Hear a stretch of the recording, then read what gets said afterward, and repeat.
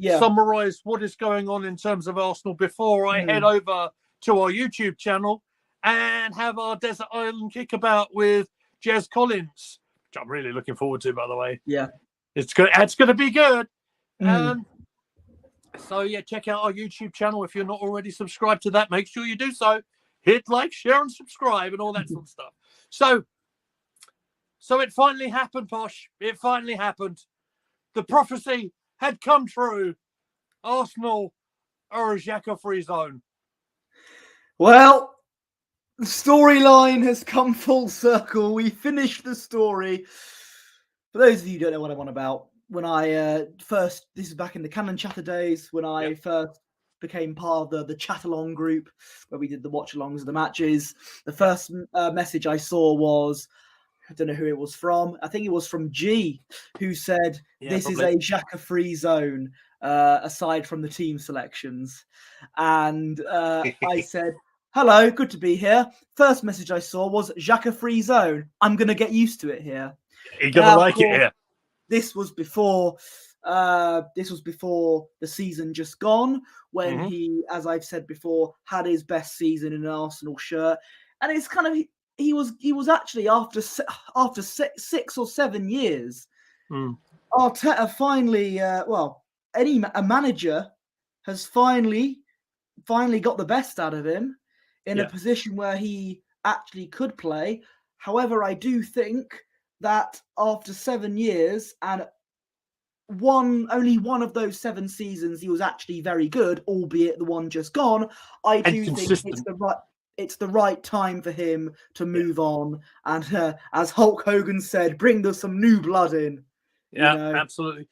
A good transfer fee for a guy that had 1 year left on his contract and in his 30s. In his 30s, yeah. I don't think one really, and it was excellent during the last season. There's no bones about that. I don't think that will make him, it does, for the longevity of his Arsenal career. I think it was somewhat tainted. Maybe is probably the right word, with lots of highs and lots of lows. Well, I think the lows are speaking louder, really, because of what happened against Crystal Palace, where he disrespected the badge and everything like that, telling all the fans to go away. Yeah, as the captain. And a lot of people were saying he should have been released because of that.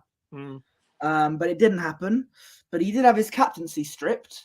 He did. But I think he did score a couple of long range goals, the Xhaka booms we all called them. But the only season where he did good was the one just gone. So I think it's certainly about time he moved on. Yeah, I agree. Feels to me like we're sort of putting an end to that chapter, and hopefully, if it all goes to plan, and Declan Rice gets the deal over the line, it may have already been done. By the way, ladies and gentlemen, it is. He was undergoing a medical, so all the money stuff is done, even the payments. So I wouldn't be surprised if the contract's already done. And Arsenal working like we said last time, we sort of conveyed about stretching the social media and knowing how all that works. And, so we had, and I'll bring up the next story in a second. So drips and drabs of other news coming along. So I wouldn't be surprised to say, and it could even happen tonight. We could have a big announcement from perhaps Timber tonight, perhaps potentially. Exactly. I mean, I believe the first team have travelled to Germany for the next stage. The team had a match yesterday behind closed doors. If you're aware of that or not, we haven't spoken about it, but I wasn't. Yeah, I saw a tweet about it. Yeah, I think it was a 1-1 draw against Watford. I won't dwell on it because Marquinhos there's no point. Scored the goal, right? So with him playing, it means I think we played a bit of a weaker team, a much weaker team, I think, and B, it's a friendly. So, I mean, a couple of interesting things I'd say about it. Seeing Rob Holding and Cedric in the starting 11 raised an eyebrow. Exactly. So it's a friendly. Yeah. I mean, obviously the likes of Jesus played, which was interesting. Okay.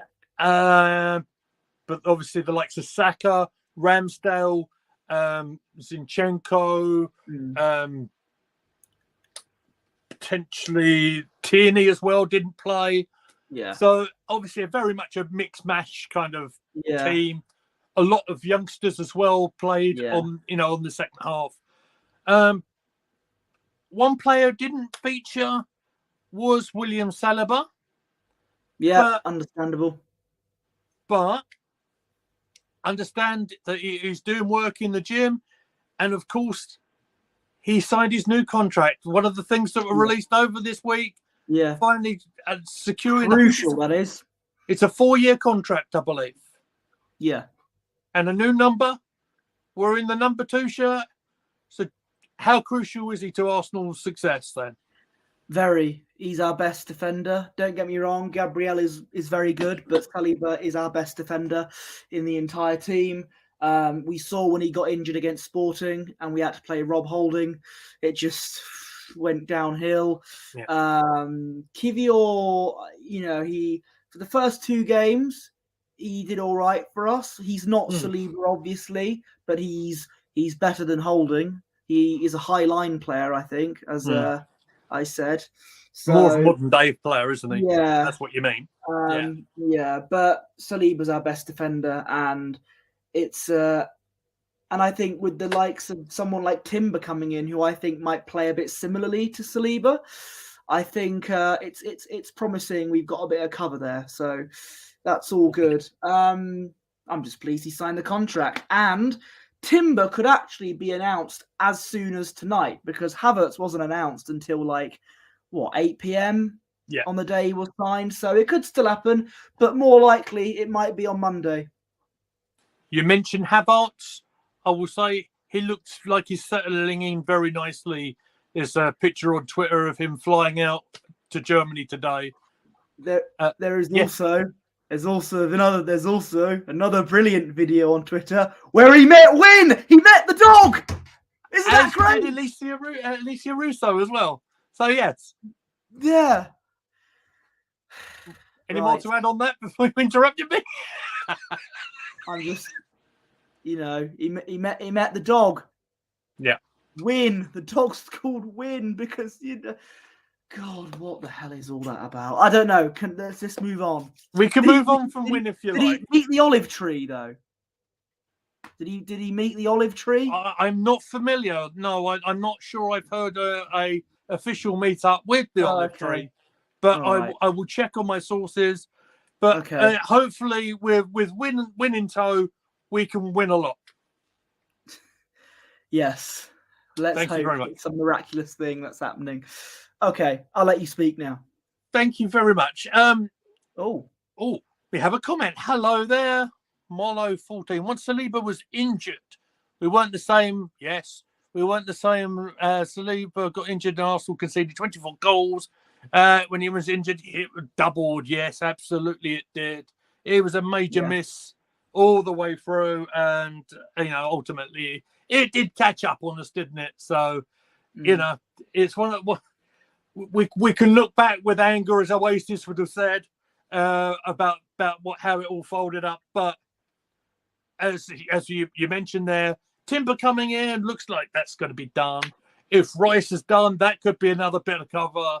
So hopefully this is the start of the rebuilding and going up to that other level I mentioned in terms of we need the squad depth. We know that do. It's going to be a tough season. It's got Champions League all over it as well. Yep. But yeah, we'll see how all that will fare out. And still a few weeks to go until when's the transfer window? Is it end of August? So yeah, we got a bit of time still. I think they play a game in Germany over this coming weekend. Then the team fly out to the States for the preseason. We've got the MLS All Stars, potentially seeing Messi. We'll be seeing a Man Messi United versus Rob Holding. Yep, can't wait to see that. We'll be seeing a Man United side without De Gea, who's officially departed Man United. Any thoughts on De Gea while we've got a few minutes? Yeah, I mean, 2015, 2016, brilliant keeper, one of the best keepers in the league, if not in Europe at the time. I think he made a few errors last season. Then again, so did Ramsdale from passing it around the back. Yeah. But overall, he was a decent keeper for United. Surely Arsenal will announce Timber and Rice tomorrow. I think they'll announce Timber at the latest, probably tomorrow or Tuesday, and Rice will be at the end of the week, I reckon. That's what they're trying to do. They're trying to stretch the social media thing out. I think that's what's going on. They'll announce one, then the next one. Yeah. I think what we'll do, because I will need to get off this platform and go to the other one. I think I'll be amiss of me to not mention Emil Smith-Rowe and the England under-21 side winning the tournament yesterday. Did you see the match yesterday? Have you got any brief comments? I didn't see the match, but I saw James Trafford's penalty save, which is excellent. Moment. Congratulations to them. It seems that the only side in England in all of sports to not win a World Cup or a Euro seems to be the England men's senior team.